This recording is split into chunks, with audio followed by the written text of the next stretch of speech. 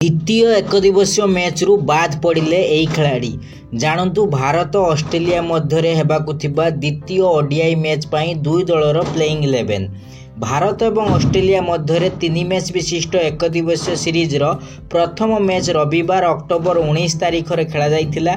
वर्षा बाधा प्राप्त प्रथम दिनिकिया मैच रे ऑस्ट्रेलिया विजयी होइथिला।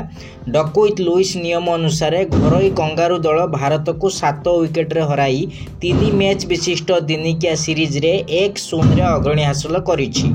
शुभमान गिल अधिनायकत्व टीम इंडिया और मिचेल मार्श को अधिनायकत्व ऑस्ट्रेलिया अक्टोबर 23 रे ऐतिहासिक एडिलेड ओभाल रे द्वितीय एकदिवसीय मैच खेलिबो। मैच सकाळ 9 रे आरंभ हेबो।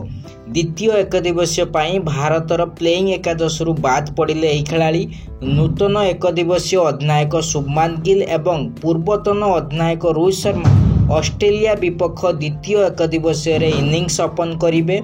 युव ओपनर यशस्वी जयसवाल को बेंच रे बसिबाकू पड़िबो। किंग कोहली तृतीय नंबर रे खेलिबे। रोहित एवं विराट भविष्यत पाई एही सीरीज गुरुत्वपूर्ण। अक्षर दाबी अधिक दृढ़ रही। बॉलिंग रे कुलदीप यादव मुख्य स्पिनर हेबे। कुलदीप एवं अक्षर दुई स्पिनर हेबे। द्रुत बॉलिंग रे मोहम्मद सिराज अर्शदीप सिंह एवं प्रसिद्ध कृष्णा को देखा मिलिबो। ए परिस्थिति रे हर्षित राणा को बेंच रे बसिबाकू पड़िबो।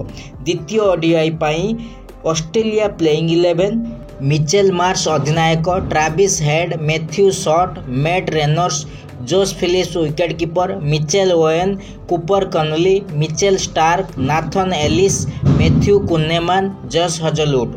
भारत प्लेइंग 11 शुभमान गिल अधिनायक, Rohit Sharma, Virat Kohli, Shreyas Iyer, KL Rahul wicket keeper, Axar Patel, Nitish Kumar Reddy, Washington Sundar, Harshit Rana, Mohammad Siraj और अर्शदीप सिंह।